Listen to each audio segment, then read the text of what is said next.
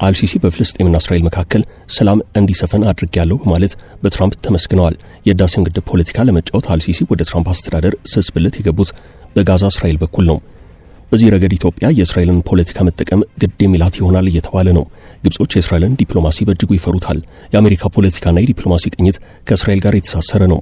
ይህ ዲሞክራት ይባል ሪፐብሊካን በየትኛውም የአሜሪካ ፕሬዝደንት የሚሰራ የመሬት ላይ ሀቅ ነው።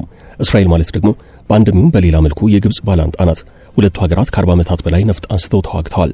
ግብጽ ሌሎች የአረብ ሀገራትን አስተባብራ እስራኤልን ወቅታለች። እስራኤል ባጸፋው ጦርነቱን በአሸናፊነት በመወጣት በወሰደችው መልሶ ማጥቃት ሰፊውን የሲናይ በረሃ እስከ መቆጣጠር ደርሳ ነበረም። ግብጽ በጦርነቱ መሸነፏን ተከትሎ ግዙፉን ሲናይ በረሃን በእስራኤል መነጠቅ ብቻ ሳይሆን እስራኤል ይህንን አካባቢ የመከላከያ ወረዳ ይሆነኛል ለመለቀው አካባቢ አይደለም በማለቷ የወቅቱ የግብጽ ባለስልጣናት ጭንቅ ውስጥ ነበሩ። በመንቀን እዚህ ጦርነት ውስጥ ገባን በማለት ራሳቸውን እስከ መርገም ደርሰዋል። ባለስልጣናቱ በህዝባቸውም የተዋረዱ መሪዎች ተደርገው ተቆጥረው ነበርም። እናም ይህንኑ የሲናይ በረሃ ግብጽ በእስራኤል ተነጥቃ እስራኤል የመለሰችላት በብዙ ምልጃና ድርድር የነበረ መሆኑን ታሪክ ያስታውሳል። በእርግጥ ይህ የሁለቱ ሀገራት የጦርነትና አምርሮ በጠላትነት የመፈላለግ አካሄድ የዛሬ 48 ዓመት ግድም በ1978 በአሜሪካ አደራዳሪነት እንዲያከተም ሆኗል። ይህንን ያደረጉት 39ኛው የአሜሪካው ፕሬዚደንት ጂሚ ካርተር ናቸው። ስምምነቱ ካምፕ ዴቪድ ስምምነት በመባል ይታወቃል። ጂሚ ካርተር መሃል ላይ የወቅቱ የእስራኤል ጠቅላይ ሚኒስትር ማንሄም ቤጊንና የግብፁን ፕሬዚደንት አንዋር ሳዳትን በቀኝና በግራ አድርገው የፈረሙት ስምምነት ነው። በተደጋጋሚ ገምቶ በማስረከብ በደንበኞቹ የተመሰከረለት ዳኮርድ ሪል ስቴት አሁን ደግሞ በመሃል አዲስ አበባ ጀሞ አንድ የሚገኘው ሳይት ላይ ግንባታ ሂደታቸው 40% የደረሱ በአንድ ዓመት ብቻ የሚረከቧቸውን አፓርትመንቶች ከ70/30 የባንክ ብድር ጋር አቀረበላችሁ። ባለ 1 መኝታ 80 ካሬ፣ ባለ 2 መኝታ 110 እና 118 ካሬ ከ623200 ብር ቅድመ ክፍያ ጀምሮ እስከ 1 ሚሊዮን ብር ከሚደርስ ልዩ ቅናሽ ጋር ይዞላችሁ ቀርቧል። ለበለጠ መረጃ 0911 057674 ወይም 0926930578 ይደውሉ። ዳኮርድ በልዩነት የተገነባ። የህዳሴውን ግድብ አስመልክቶ ግብጽ በትራምፕ አስተዳደር በኩል ነጥብ ለማስቆጠር የተቻላትን ሁሉ እየሞከረች ነው። የውጤት በፕሬዝዳንት ዶናልድ ትራምፕ የሰሞኑ ተደጋጋሚ መግለጫ ታይቷል። ከሱዳን ጋር በመሆን የአባይን 100% እየተጠቀመች ያለችው ግብጽ ራሷን ተበዳይ በማድረግ የአሜሪካ ባለስልጣናትን እየተጠቀመችባቸው ነው። በዚህ የተበዳይነት መንፈስ ውስጥ ወደ ድርድር መገባት አለበት በማለት ጥድፊያ ላይ ትገኛለች። ግብጽ ይህንን እያለች ያለችው በመጀመሪያ የራሷን የዲፕሎማሲ መደላድል ከሰራች በኋላ ነው። እንደተገለጸውም ትራምፕ የኢትዮ ግብጽና ሱዳን ድርድር በአፋጣኝ የማስጀመር ፍላጎት እንዳላቸው አሳይተዋል። ግን ደግሞ ከድርድሩ ዳግም መጀመር በፊት ኢትዮጵያ በመጀመሪያ የተንሻፈፈውን የትራምፕና የባለስልጣናቶቻቸውን ግድቡን የተመለከተ አስተሳሰብ ማስተካከል ይኖርባታል። ይህ ከድርድሩ መጀመር በፊት ሊሰራ የሚገባው የዲፕሎማሲ ስራ ነው ይላሉ አስተያየት ሰጪዎች። አሁን ባለው ሁናቴ በዓለም ዕጣ ፈንታ ላይ የመወሰን ስልጣን ያላቸው የሚመስሉት ትራምፕ ሲሆኑ ፍጹም ለግብጽ ባደላ መልኩ የተሳሳተ ግንዛቤን በያዙበት ሁናቴ በቀጥታ ወደ ድርድር መግባት ምን አይነት ውጤት ሊያስከትል እንደሚችል ከ5 ዓመታት በፊት በዋሽንግተን የተደረገው ድርድር ቁልጭ አድርጎ የሚያሳየው ነው። ትራምፕ የዛሬ 5 ዓመት ግድም ግብጽን ደግፈው ኢትዮጵያን ኮንነዋል። ከዚያም ባለፈ ግብጽ ግድቡን በቦምብ ታጋየዋለች እስከ ማለትም ደርሰዋል። አሁን ያለፉትን አካሄዶች መከተል ለኢትዮጵያ የሚያዋጣ አይደለም። የግብጽ ባለስልጣናት ፍላጎት ኢትዮጵያን በትራምፕ አስተዳደር ተጽዕኖ ስራ አስገብተው በድርድር ስም የራሳቸውን ዘለቂታዊ ብሔራዊ ጥቅም ማስጠበቅ ነው። ግብጽ ከኢትዮ እስራኤል ግንኙነት ጋር በተያያዘ ያላት አመለካከት በብዙ ጥርጣሬ የተሞላ ነው። ግብጽ እስራኤል ከኢትዮጵያ ጋር በሚኖራት ግንኙነት በተለያዩ ጉዳዮች በእጃዞር ልትጎዳኝ ትችላለች ብላ ታስባለች። እስራኤል በሚሊተሪ ገዛ የኢትዮጵያን ወታደራዊ አቅም ልታፈረጥም ትችላለች የሚለው አንደኛው የግብጽ ስጋት ነው። ከዚህ ውጭም ኢትዮጵያ በእስራኤል ገዛ በአባይ ውሃ ላይ ኢንቨስትመንቶችን ልታካሄድ ትችላለች የሚለው ሌላኛው ስጋት ነው። በሶስተኛ ደረጃ በተለይ ደግሞ የህዳሴውን ግድብ በተመለከተ እስራኤል በአሜሪካ የሎቢ ወይንም ባለስልጣናትን የማግባባት የዲፕሎማሲ ስራ ውስጥ በመሰማራት ኢትዮጵያ ልታግዝ ትችላለች የሚል ሐሳብም አለ። በአዲስ መልኩ የተከሰተው የግብጽና እስራኤል ፍጥጫ እየታየ ያለው ከአፍሪካ ቀንድ ጂኦፖለቲክስ አንጻር ነው። እስራኤል በሶማሊላንድ እንዲሁም ግብጽ ደግሞ በሶማሊያ ወታደራዊ መልእኮቻቸውን እየጣሉ ነው። ግብጽ ከሰሜን አፍሪካ በመሳብ ወደ አፍሪካ ቀንድ ሶማሊያ የተጠጋችው ኢትዮጵያን ታሳቢ አድርጋ ነው። ግብጽ ወታደራዊ ህልውናዋን በሶማሊያ ላይ ለመትከል ስትል የከረመችው ካለፉት 2 ዓመታት ወዲህ ነው። ጦሯን በአፍሪካ ህብረት ሰላም አስከባሪ ስም ወደ ሶማሊያ ለማስገባት ብዙ ጥራለች። ጦሩን በበጀት የሚደግፉ አካላት በጀት የለንም በማለታቸው የግብጽ ወደ ሶማሊያ ጦር የማስገባት ህልም ስኬት አላገኘም። ከዚህ ውጪ በሶማሊያና ግብጽ በሚኖረው የሁለትዮሽ ስምምነት ግብጽ 10,000 የሚደርስ ጦርን ወደ ሶማሊያ ለማስገባት ጥረት አድርጋ ነበርም። ይህም ቢሆን በግል የሚጠይቀው በጀት ቀላል ባለመሆኑ እስካሁን አልተሳካም።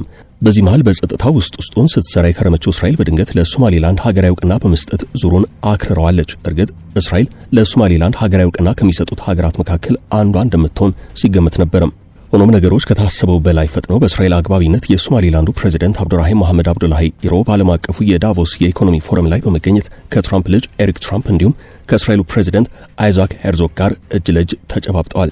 ከዚህ ባለፈም ፕሬዚደንት አብዱራሂም መሐመድ አብዱላሂ ኢሮ ከበርካታ የአይሁድ ዝርያ ካላቸው የአሜሪካ ቢሊዮነሮች ጋር ቁጭ ብለው ሲነጋገሩ ታይተዋል። ይህ እስራኤል ለሶማሊላንድ ሀገራዊ እውቅናን ከመስጠቷ በፊት ፈጽሞ የሚታሰብ አይደለም። ግብጽ በጦርነቱ መሸነፏን አምና በመቀበል የግድ የተወሰደባትን ግዛት ለማስመለስ ስትል ለእስራኤል ሀገራዊ እውቅና ለመስጠት የተገደደችበት የታሪክ አጋጣሚ ነው። The Camp David Accords and their enduring significance. The Camp David Accords stand as a testament to the power of diplomacy. እስራኤልና ግብጽ ከዚያን ጊዜ ጀምሮ በጦርነት የሚፈላለጉ ሀገራት ባይሆኑም በሌላ አቅጣጫ ደግሞ ሁለቱም ሀገራት በቀና ዓይን አይተያዩም። ሀገራቱ ከጦርነት መመለስ የሚታዩባቸው መጎሻሸሞች ግን ዛሬም ድረስ ቀጥለዋል። አንዱ ሌላውን በጥርጣሬ የሚያይባቸው ብዙ ምክንያቶች አሉ። ይኸው ጉዳይ አሁን ወደ ኢትዮጵያ ቀጠና የአፍሪካው ቀንድ ማለትም ሶማሊያና ሶማሊላንድ መጥቷል። ግብጽ በሶማሊያ ቱርክን በሳዑዲና ካታርን በማስተባበር ስራ ትጠምዳለች። እስራኤል ደግሞ ከተባበሩት አረብ ኤሚሬቶች ጋር በተገንጣዩ ሶማሊላንድ ትገኛለች። እናም ግብጽና እስራኤል ከሰፈራቸው ወጣ ብለው በሶማሊያና ሶማሊላንድ ተፋጠዋል። የእስራኤልና ግብጽ ጥረት ለኢትዮጵያ የዲፕሎማሲ በረከት ነው የሚሉ አሉ። አንዱም የቀደመው የሁለቱ ሀገራት የጦርነት ቁስል እንዲያገረሽ የሚያደርገው የፍልስጤም ጉዳይ ነው። በፍልስጤም ውስጥ ጋዛ አለች። ሁለቱም ሀገራት በጋዛ በኩል ድንበር ይዋሰናሉ። ጋዛን የሚያስተዳድረው ሐማስና እስራኤል ሲፋለሙ የጋዛ ፍልስጤማውያን የሚሸሹበት ብቸኛው መስመር የግብጹ ድንበር ነው። ግብጽ እስራኤል ይህንን የምታደርገው ሆነ ብላ ነው። የጋዛ ፍልስጤማውያን ወደ ግዛቴ በመግባት ጋዛን ከፍልስጤማውያን ነጻ አድርጋ ሙሉ ለሙሉ መቆጣጠር ትፈልጋለች በማለት ሁልጊዜ እየደጋገመች ትናገራለች። ይህ አንደኛው የእስራኤልና የግብጽ አለመተማመን መንስኤ ነው። የፍልስጤም ጉዳይ በተለይ የጋዛ ችግር ይህ ነው ሊባል የሚችል ዘለቄታዊ መፍትሄን እስካላገኘ ድረስ ግብጽና እስራኤል በመተማመን ፖለቲካ ውስጥ ይቀጥላሉ ማለት ዘበት ነው። እስራኤል በማናቸው ሁናቴ የግብጽን ጉዳይ በቅርበት ትከታተላለች። በተመሳሳይ ግብጽም እንደዛው ታደርጋለች። ሁለቱ ሀገራት እንደውም በጥላትነት የመፈላለግ አዝማሚያቸው ማለዘብ የግድ ያላቸው በመሃል አሜሪካ ስላለች ነው።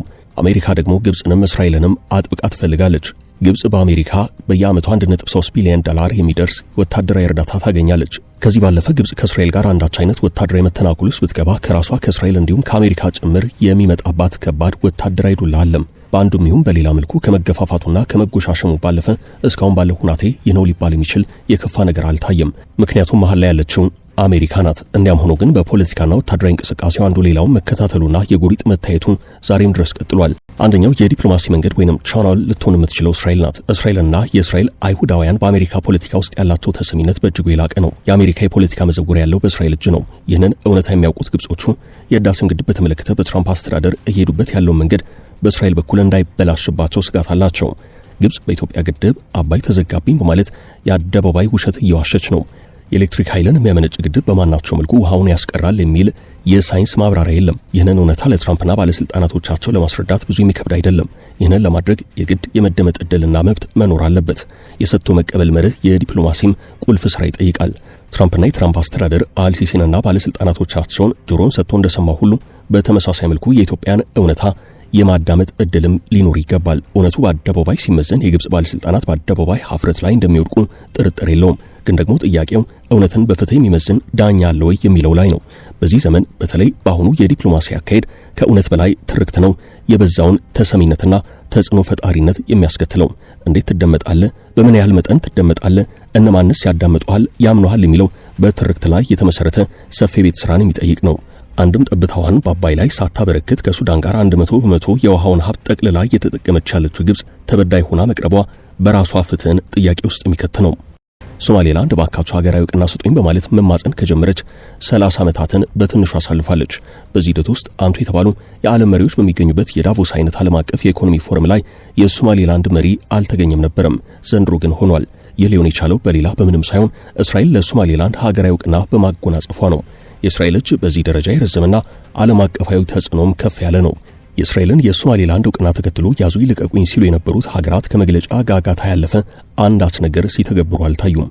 በዳቮሱ ጉባኤ ላይ የአብዱራሂም መሐመድ አብዱላሂ ትራምፕ ልጅ ኤሪክ ትራምፕ ጋር መገናኘት የትራምፕን በጎ ይሁንታ በማግኘቱ በኩል ትልቅ አስተዋጽኦ ያለው መሆኑ እየተነገረ ነው። ነገሮች በእስራኤል በኩል ሲሆኑ ይቀላሉ። ግብጽና መሰል ሀገራት ደግሞ እንደዚህ አይነቱን የእስራኤል ተጽዕኖ በእጅጉ ይፈሩታል። ግብጽ ኢትዮጵያንና አባይን በተመለከተ በተለይ ደግሞ በህዳሴው ግድብ ጉዳይ ሰራቸው የውስጥ ለውስጥ የዲፕሎማሲ ስራ ከሰሞኑ በዋሽንግተንና በዳቮስ ታይቷል። በዚህ መሰረት ትራምፕ ፈጽሞ ለግብጽ ባደላ መልኩ ማብራሪያ ሲሰጡና የቆመው ድርድር ዳግም እንዲጀመር ለማድረግ እንደሚፈልጉ ተናግረዋል። ትራምፕ የህዳሴውን ግድብ በተመለከተ በዚያ ደረጃ ለግብጽ ባደላ መልኩ እየደጋገሙ ሲናገሩ ሲታዩ፣ በኢትዮጵያ በኩል የግብጽን ዲፕሎማሲ ሊያሟሟ የሚችል አዲስ ዲፕሎማሲ እንደሚያስፈልግ ጥርጥር የለውም።